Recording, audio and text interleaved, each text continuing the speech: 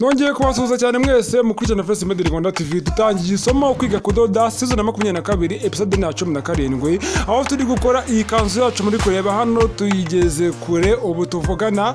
Ni ukuvuga ngo iyi kanzu uri kureba hano imbere n'inyuma dore ni gutya imeze n'izi moderi we mushyashya aho dutangiranye none ahanga reka mbaza nyikwereke mbere yo kujya gushaka episode ya mbere urebaho twatangiriye banzure moderi turi kwiga ariyo ni kanzu.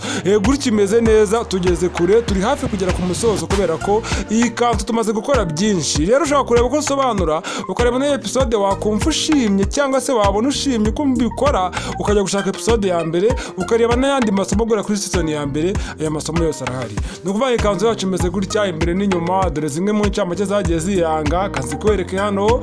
No kuvuga ngo nta gutinda ibyo gufata ibipimo byose mwarabibonye muri episode ya mbere yagize A na B yabaye ndende kubera ko kwakasa ibipande byinshi. Ntabwo ari ibyo gusa twagiye dushushanya hano reba nk'ivura yo hasi byari byoroshye. Ntabwo ari ibyo gusa ngo twarakomeje tunakata turakomeza n'ibindi bipande nabyo twarabikase byose mwarabibonye. Ibi byose mwagiye mubibona. Ubu tuvugana hano tugeze turimo iraduhuza duteranya gahoro gahoro turi hafi gusoza. Hasigaye ama episode make cyane kugira ngo dusoze ntago ari menshi. Zero ni ncamake twagiye ducamo mwarabibonye. Iyo tutarabona nabyo kubona hano mu ncamake nabyo utegereza uzabibona hano mu iteranya. Ibi byose twagiye tubikora ibintu by'amavirizine no komeka no kudubura byose mwarabibonye. Hanyuma na MyPS nayo mwagiye muyabona naraje nayo muyabone. Nkubwo ati ni S22 Rwanda TV utarakora subscribe nizere ko wayikoze kubera ko ni ingenzi cyane. Reba aho hasi ukora no akazogera murakazi. Umuntu utakazi yego tuza utanakura hiyo wakoze ngo murashajya gushaka akazogera. Ariko nyine nimbuze gukora akazogera geryoga kandaho ni ibintu biba byoroshye. No kuvanga aho ngaho hasi erega hari ukuntu ka publicity ko gukora subscribe agahita gacamo wakagombye guhita urebera ukuntu wayikora nimba utawayikora. No kuvanga rero ngaha mwiteranye zose n'incamake ugomba kubona neza akantu kandi ibi byose tuzabigeraho mubibone. Ibyo tuzabigeraho mubibone neza akantu kandi ntago ari ibyo gusa kuko hasi nabyo muzabibona. Njyewe nigisha akantu kandi nyine mbikora nk'ari wowe uri kubireba. Mbega mba nakubereye aho utari hanyuma nkaza kukwereka ibintu byose nagiye mbona. Buriya amaso abagukorera ni amaso ya kamera. Buriya kamera yajisho ryayo nijye bari gukorera akazi hano. Nuvuga ngo bari kurebera ibintu byose bikazabikwereka wowe uri kureba ibyo kamera yafashe. Sibyo nuwo kabiri bakubereye aho utari ariko ikora nkuko nayo wakabyikoreye. Yewe dutsibye handi hano wareba hano komande ni nko hanze cyangwa se handi wenda bamwegeranye nimba banahari ariko ubundi byo bakaba bakora hano nangira ibyo ndimo ndakwereka. Hano rero no kuvuga ngo ndi gushyira ku bipimo niho twagarukiye masubije nyuma y'akantu gato ndi gushyira ku bipimo. Narababwiye ati gushyira ku bipimo ntago ari ibintu nyine biba biri aho ngo byoroheje nabyo ni ibintu byo kwitondera. Hano ngiye gushyira igipimo cyo mu nda aricyo contour ventre tubonye ko bingana na kangahera ntago mbibonye neza. Nimba 17 n'igice nende kubaganiriza rega niyo mpamvu hari ukuntu mba nabaganirije ngatwarwa koko. Ni ibyo ngibyo ariko mujya mubyihanganira. Contour ventre igomba kujyamo hano mu iteranyirizo. Ubundi contour ventre neza neza ubwo bagupima mu iteranyirizo. Noneho ngiye gushyiramo cya gipimo cyo mu nda. Sibyo no kuvuga ngo ndashyiramo ya mibare 17 n'igice noneho mbari imibare irengaho inyuma.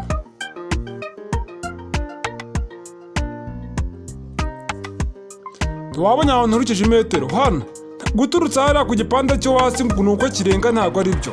Ugomba gupima ku gipande cyo hejuru kuko aricyo tuba turi guteranya. Nicyo tuba turi gupimiraho bwa mbere cya contour ventre na contour pacline nimba ari pacline. Ni ukuvuga ngo uba ugomba kubikorera ku gipande cyo hejuru.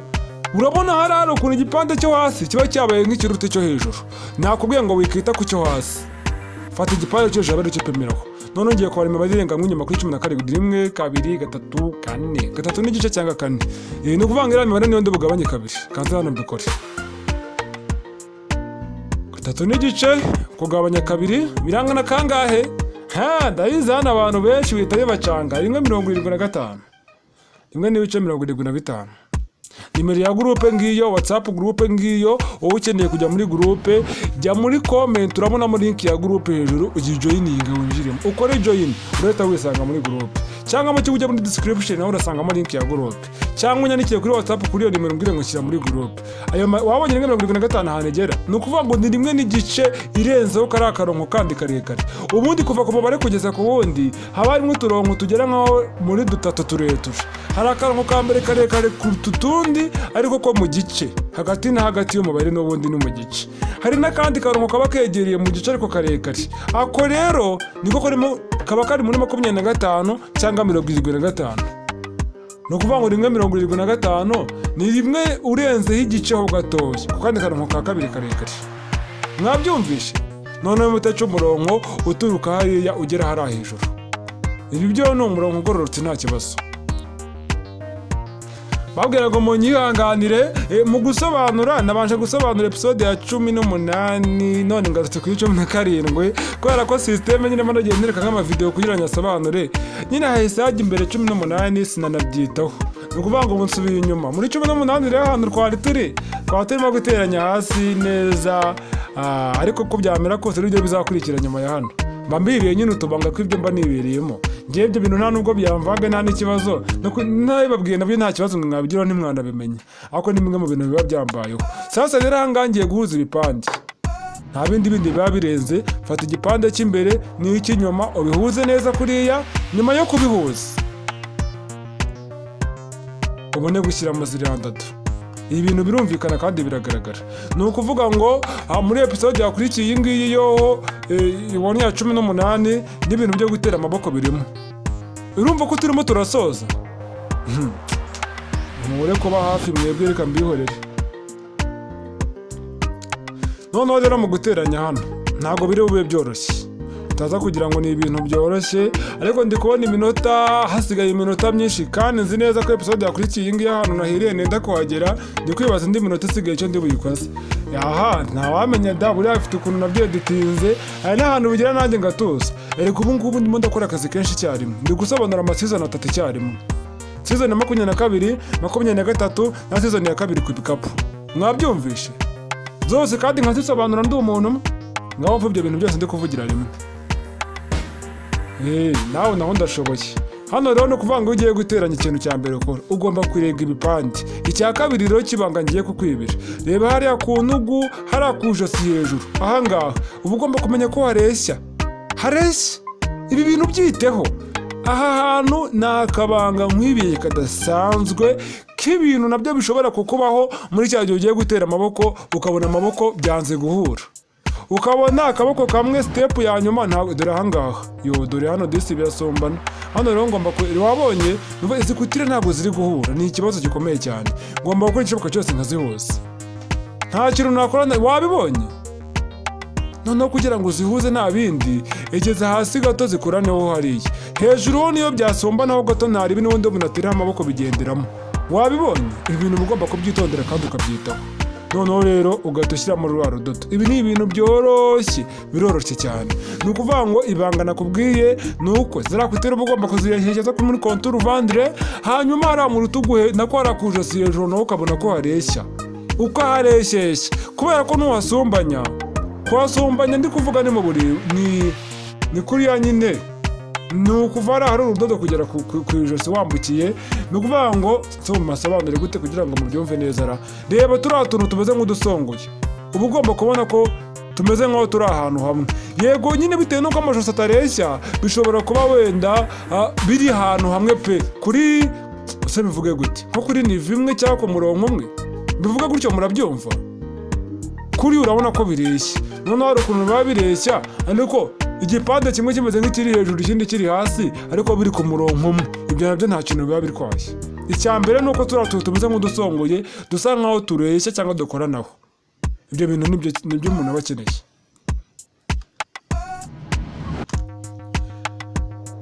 Noneho ahangaha sasa rero ni akadodo gusa nta kindi, witonze gahoro gahoro ugatukishamo kariya akadodo. Muri hanganira akabazo k'amashusho. Hari akabazo k'amashusho muri system ariko birakemuka mu kanya. Mubyihanganire.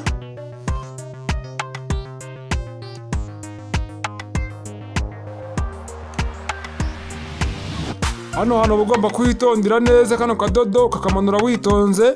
Noneho ngiye kubanza kano kadodo nkageze ahangaha kuri contour vandre, ntabwo ndi buharenge. Impamvu nanze guhita pemera rimwe hasi ni ukugira ngo bitaza kubavanga, ariko mu gihe wowe umenyereye ibintu byo kudodo bigeze kure mu bumenyi bwabyo, ushaka gupimira rimwe nta kibazo. Ngiye kubanza manure kano kadodo nkageze hariya mu nda gusa, hasi naho ndahapima ukwaho naho mubibone.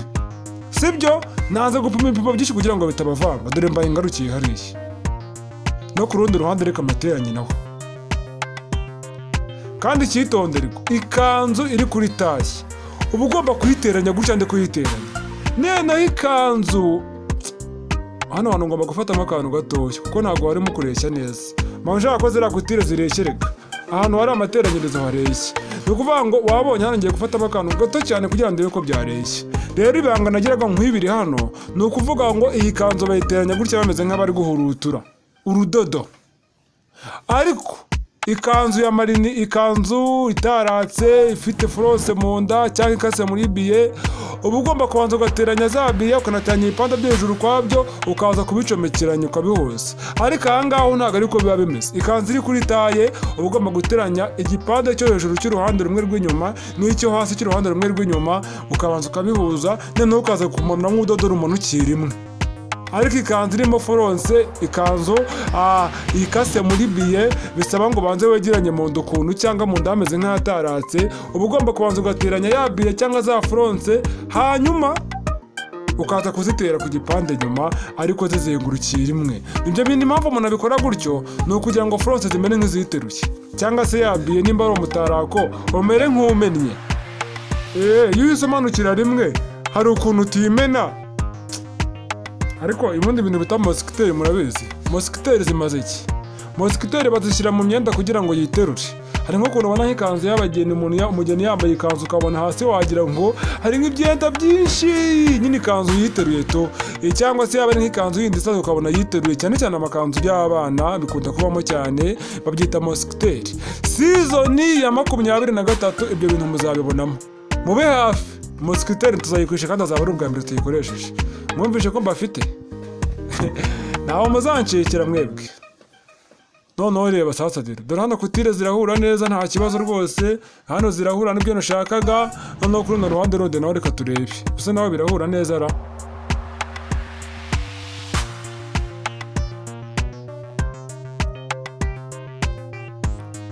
Naho zigomba guhura neza.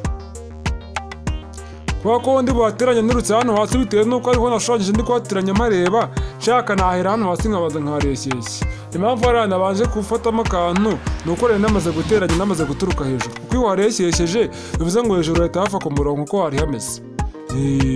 Ariko icy'ingenzi nakubwiye cyo hamwe hejuru kwa tuntu tugomba gukora naho kwishitse tugomba gukora naho bikareshya. Bitabaye ibyo ni wa muntu uvuga atanya amaha yo gusiga ngiye kuyatera byarananiye. Nako amaboko yo amaha yo gusiga ngiye kuyateranya byarananiye.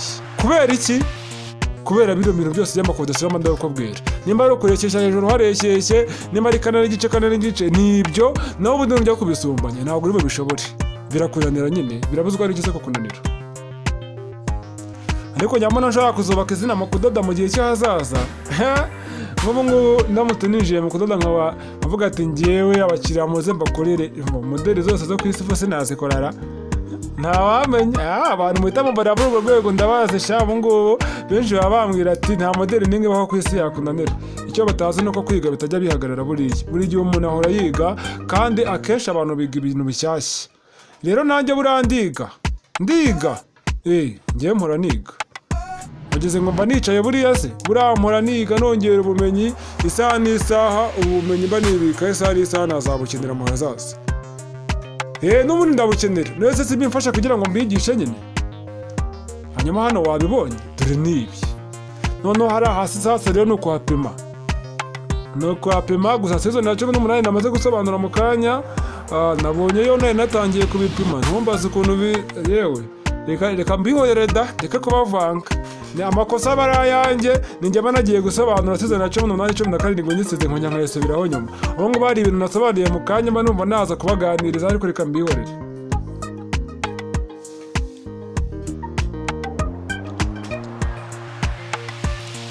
aha noneho rero urabona ko ibyo twaba tumaze gukora hano birabaye. Naringiye gatoya nyine kwitsemura nanze kwitsemura mu gufata amajwi kugira ngo mutaza kumbwira ngo urakire simbuve ngo mbabwire ngo twese cyangwa se ngahita mvuga ati twese ugasanga nta n'ibyo mwari muvuze. Rero iyo habaye impamvu yatuma ibyo bintu bibaho uhagaritse gato ukabanza ugakora ibyo ukora ukongera ugakomeza. Si byari ngombwa ngo mbivuge ariko ndabivuze.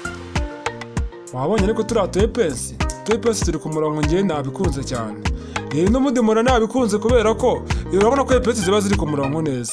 Ntangangiye gupima ibipimo byo muri taye, ariko kugira ngo mbone aho ngomba gushyira nk'igipimo cyo muri taye nibura ngomba guturuka mu nda muri konturu vandre ariho bita mu nda kugira ngo mbone aho nshyira igipimo cyo muri taye. Twarabibonye mu ikata ngomba guturuka mu nda nibura nkamanuka kangahe mu nyibutsi ni 10 cyangwa ni 8. Ariko nasobanuye ko ari 10 muri episode yakurikiye iyi ngiyi. Ibaza batari byo nkoze. Tungo ndi mu bikira ubu ntumbaza ibintu mba ndimo kano kanya ndimo ndashutinga. Ubu nagiye mutambikora vuba dore ko iminota kiri kugenda. WhatsApp group nimero yongeye yagarutse. Buri kanya ikomeza igaruka wirengagiza umunsi nzashyiraho kuzajya muri group w'amaye borodero uzabikora. Ahangaha no kuvuga ngo kugira ngo nta hantu ushyira muri taye nibura ugomba kumanuka 10 uturutse mu nda muri konturu vandire ugomba kumanuka 10. Aho naho 10 rigeze niho hajya igipimo cyo mu nda nako cyo muri taye. Numva ukuntu mba nagiye kubyitiranya.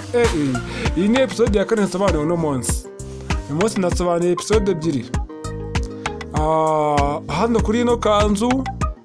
Noneho nsobanura episode ya 3 kuri ya kanzu ya Gayera yo kuri season 23 ka kanzu k'abana. Uriya mwana bamwita Gayera ndashaka ko Reas ndamutangira kurimenya. Hanyuma ndogira nsobanura igikapo episode sinzi ngo ni ya kangahe nanagibagiwe n'ibyo. Nari ni episode ya 4. Ubu ndumva kabisa ngomba kugarukira hano no munsi. Mukangiye kugenda mu bintu bya shooting. Hari moderi yidedemo gushotinga ishobora kuzaza ari 24 cyangwa 25. Urumva ariko ahantu mba ndi gutegura n'ibyahazaza nibyo dukora ntarabisoza cyangwa mamujyange yamaze gusobanura mpita nicara. Bye bye ni Ep17 Rwanda TV ndabakunda cyane. Babwira ati season 24 episode ya 18 yaje vuba ndetse yanaje kuko namaze kuyisobanura. Igisigaye no kugira ngo ibagereho ni ukuvuga ngo mumenye neza ko wakoze subscribe.